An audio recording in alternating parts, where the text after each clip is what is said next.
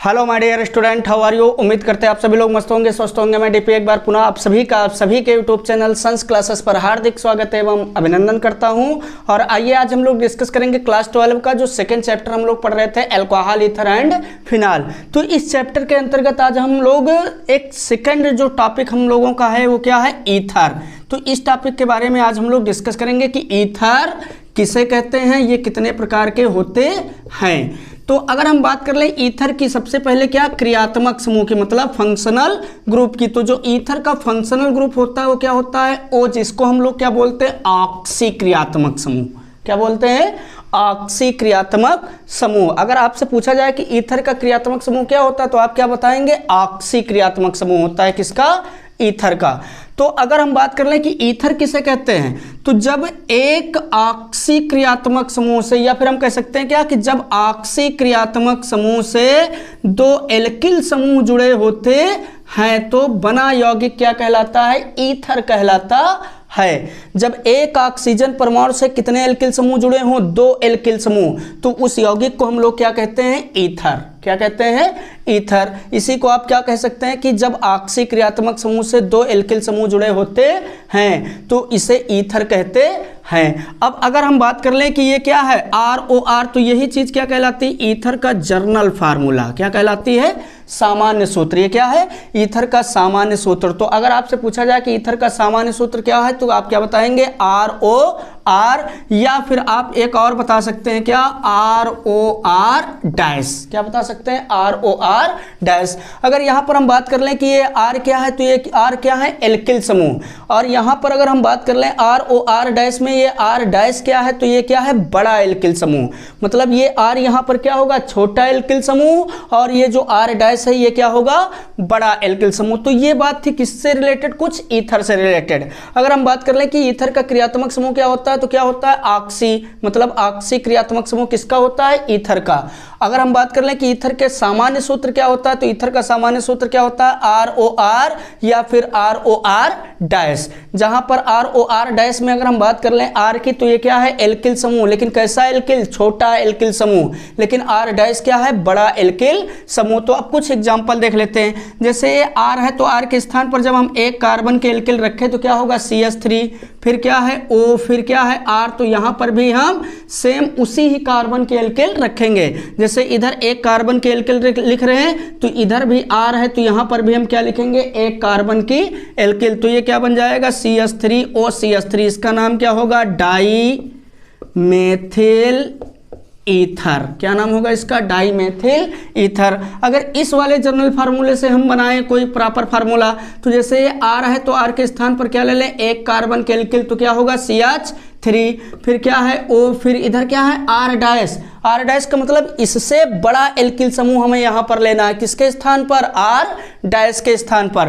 तो इससे बड़ा एल्किल समूह जैसे हम यहां पर क्या ले लें, C2H5।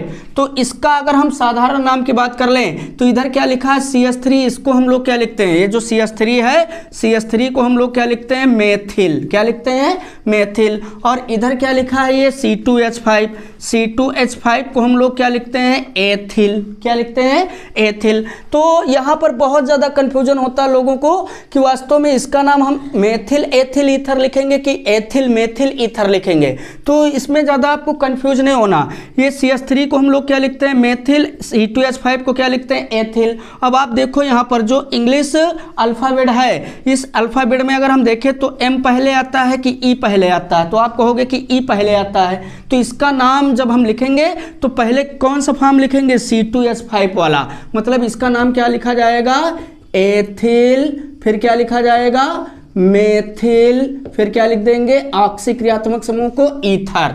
तो इसका नाम क्या हो जाएगा, एथिल मेथिल ईथर। तो ये किसके एग्जाम्पल है, ईथर के।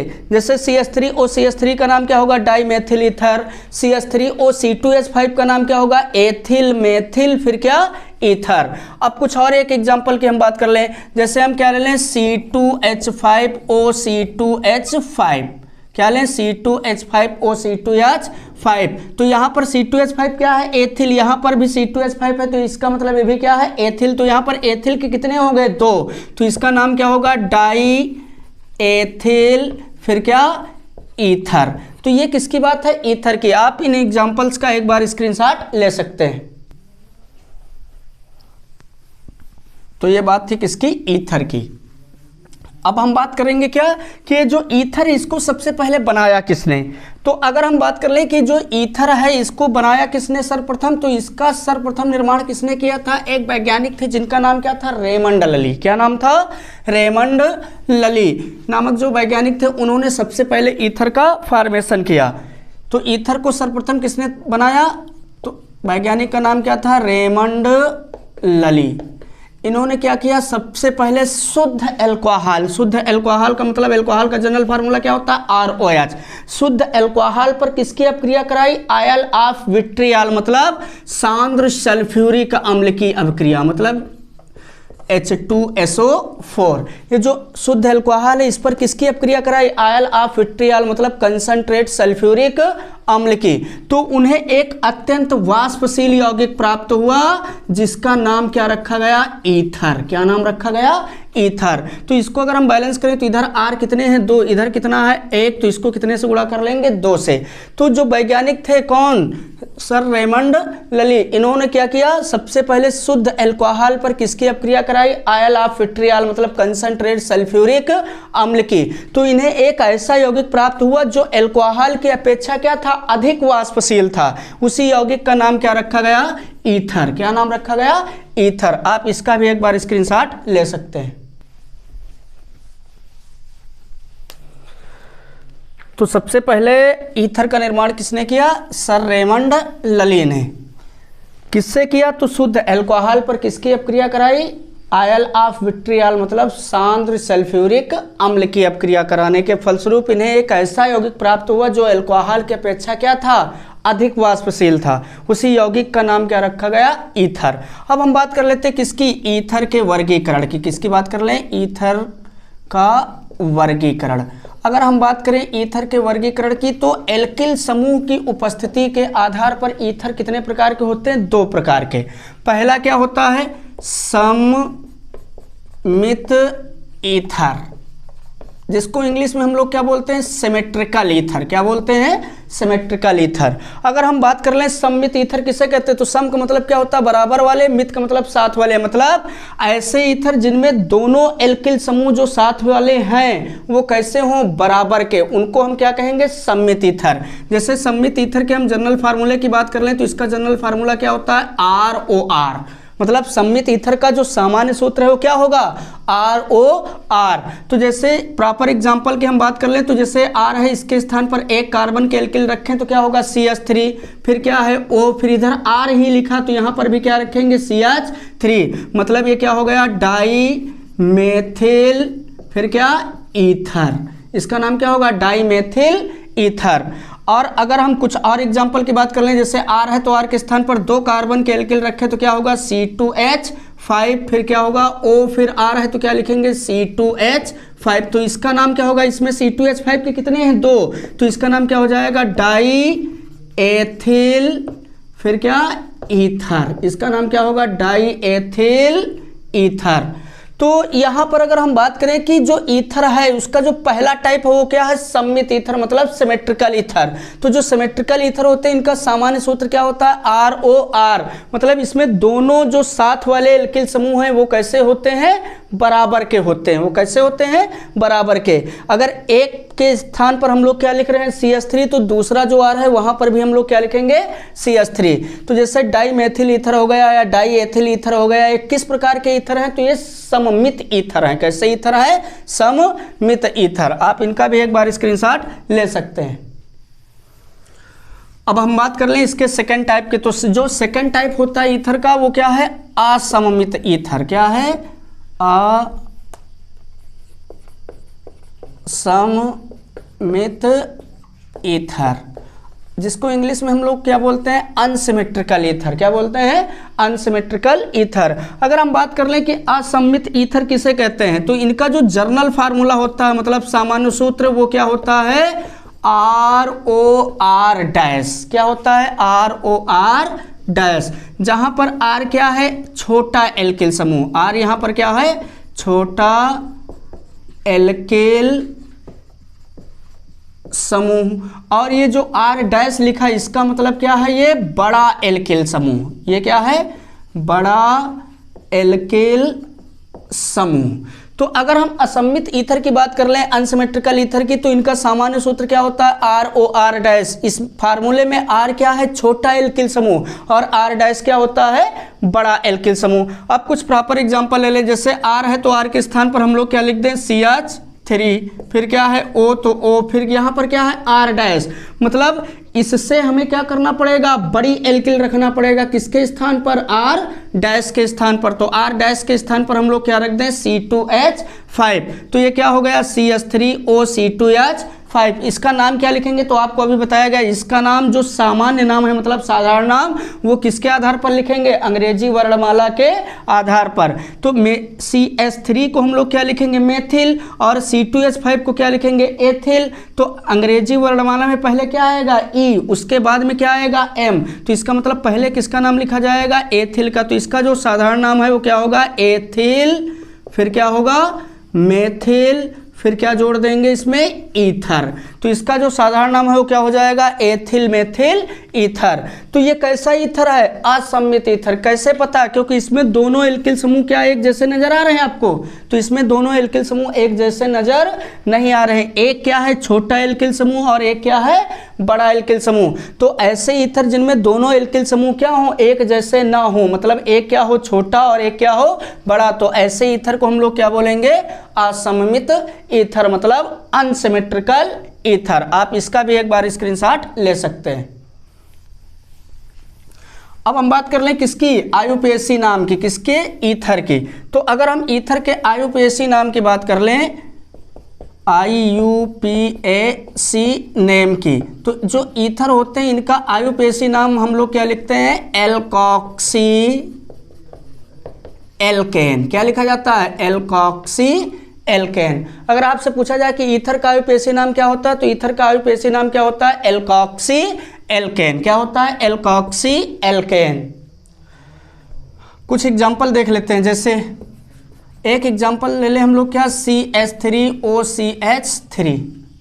अब यहाँ पर कंडीशन देखो ध्यान से, ये क्या है, CH3OCH3, कौन सा क्रियात्मक समूह नजर आ रहा है आपको, ऑक्सी। इसका मतलब ये क्या है, ईथर। तो ईथर का IUPAC नाम क्या लिखा जाता है, एल्कॉक्सी एल्केन। क्या लिखा जाता है, एल्कॉक्सी एल्केन। तो यहाँ पर दोनों एल्किल समूह कैसे हैं, एक जैसे। तो जो पहला वाला इसको किसके रूप में लिख लें, एल्कॉक्सी के रूप में। जो दूसरा है उसको किसके रूप में लिख लेंगे, एल्केन के रूप में। कब, जब ईथर कैसा हो, सममित ईथर हो। कैसा हो, सममित, मतलब जब साथ वाले दोनों एल्किल समूह कैसे हो, एक जैसे। तो एक को किसके रूप में लिखेंगे, एल्कॉक्सी के रूप में, एक को किसके रूप में लिखेंगे, एल्केन के रूप में। तो इसको अगर हम एल्कॉक्सी के रूप में लिखे तो यहाँ पर कितने कार्बन है, एक। तो एक कार्बन का एल्कॉक्सी में नाम क्या हो जाएगा, मेथॉक्सी। क्या हो जाएगा, मेथॉक्सी। फिर इसको किसके रूप में लिखेंगे, एल्केन के रूप में। तो यहाँ पर भी एक कार्बन है, तो एक कार्बन का एल्केन में नाम क्या हो जाएगा, मेथेन। तो जो इसका IUPAC नाम है वो क्या हो जाएगा, मेथॉक्सी मेथेन। और एक एग्जांपल देखते हैं, जैसे हम लोग क्या ले लें, C2H5OC2H5। अब अगर इसको भी हम लोग ध्यान से देखें तो इसमें कितने एल्किल समूह हैं, दो। लेकिन दोनों क्या अलग अलग हैं कि दोनों एक जैसे हैं। तो दोनों एल्किल समूह यहाँ पर क्या हैं, एक जैसे। मतलब ये भी किस प्रकार का ईथर है, सममित ईथर। तो इसका IUPAC नाम क्या लिखेंगे हम लोग, एल्कॉक्सी एल्केन। तो यहाँ पर अगर ध्यान से देखें तो दोनों एक जैसे हैं। तो पहले वाले को किसके रूप में लिख लें, एल्कॉक्सी के रूप में। दूसरे वाले को किसके रूप में, एल्केन के रूप में। तो इसको अगर हम एल्कॉक्सी के रूप में लिखें तो यहाँ पर कितने कार्बन, दो। तो दो कार्बन का रूट वर्ड क्या होता है, एथ। तो इसको एल्कॉक्सी के रूप में लिखेंगे तो ये क्या हो जाएगा, एथॉक्सी। क्या हो जाएगा, एथॉक्सी। और यहाँ पर एल्क का मतलब क्या होता है, रूट वर्ड। तो यहाँ पर कितने कार्बन है, दो। तो दो कार्बन का रूट वर्ड क्या लिखते हैं, एथ। आगे इसमें एन जोड़ देंगे तो ये क्या हो जाएगा, एथॉक्सी एथेन। क्या हो जाएगा, एथॉक्सी एथेन। अब एक और एग्जांपल देखते हैं, जैसे हम लोग क्या ले लें, CH3OC2H5। इसको आप ध्यान से थोड़ा समझेंगे। यहाँ पर ये क्या है, एथिल मेथिल ईथर। इसका साधारण नाम क्या है, एथिल मेथिल ईथर। लेकिन इसका हमें क्या लिखना है, IUPAC नाम। कौन सा नाम लिखना है, IUPAC नाम। तो अगर इसके आयुपेशी के नाम की हम बात करें तो पहली बात तो ये सममित ईथर नहीं है, ये कैसा ईथर है? असममित ईथर। और जब असममित ईथर वाली कंडीशन होगी तो जो छोटा एल्किल समूह होता है उसको किसके रूप में लिखते हैं? एल्कोक्सी के रूप में। और जो बड़ा एल्किल समूह होता है उसको किसके रूप में लिखते हैं? एल्केन के रूप में। ये बात आप याद रखेंगे। अगर इसका हम जनरल फार्मूला बनाएं तो ये क्या है? R, फिर क्या है? O, ये क्या है? C2H5। इससे बड़ा एल्किल है तो ये क्या हो जाएगा? R'। इसका मतलब ये जो ईथर है CH3O C2H5 मतलब एथिल मेथिल ईथर, ये कैसा ईथर है? असममित ईथर। कैसा है? असममित ईथर। और जब असममित ईथर की कंडीशन आएगी तो इसमें हम जो छोटा एल्किल समूह होगा, छोटा एल्किल समूह, इसको किसके रूप में लिखेंगे? एल्कोक्सी के रूप में। किसके रूप में? एल्कोक्सी के रूप में। और जो बड़ा एल्किल समूह होगा, बड़ा एल्किल समूह, इसको किसके रूप में लिख लेंगे? एल्केन के रूप में। किसके रूप में? एल्केन के रूप में। मतलब जब ईथर असममित हो तो छोटे वाले को किसके रूप में लिखेंगे? एल्कोक्सी के रूप में। बड़े वाले को किसके रूप में लिखेंगे? एल्केन के रूप में। आप इसका एक बार स्क्रीनशॉट ले लीजिए। अब देखते हैं इस एग्जाम्पल को कि इसका आयुपेशी नाम क्या लिखा जाएगा। तो एग्जाम्पल क्या था हम लोगों का? CH3OC2H5 मतलब एथिल मेथिल ईथर।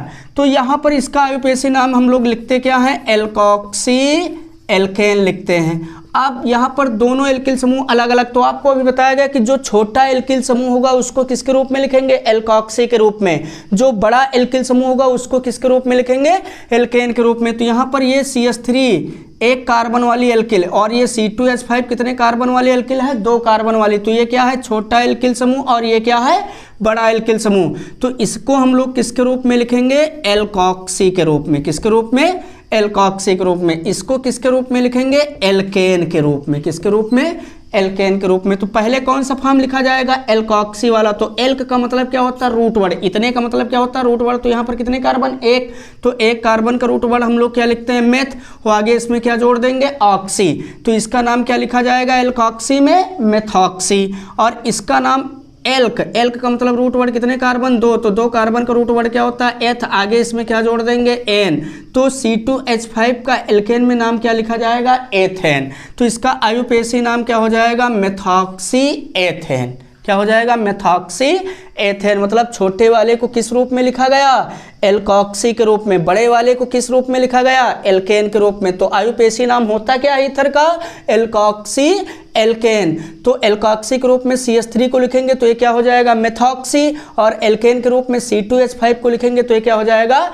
एथेन। तो ये था क्या? ईथर का वर्गीकरण और उसका आयुपेशी नाम। उम्मीद करते हैं आपको ये सेशन बहुत ही अच्छे से समझ में आया होगा। अगर आपके पास कोई प्रॉब्लम है तो आप कमेंट सेशन में कमेंट कर सकते हैं। Okay, best of luck.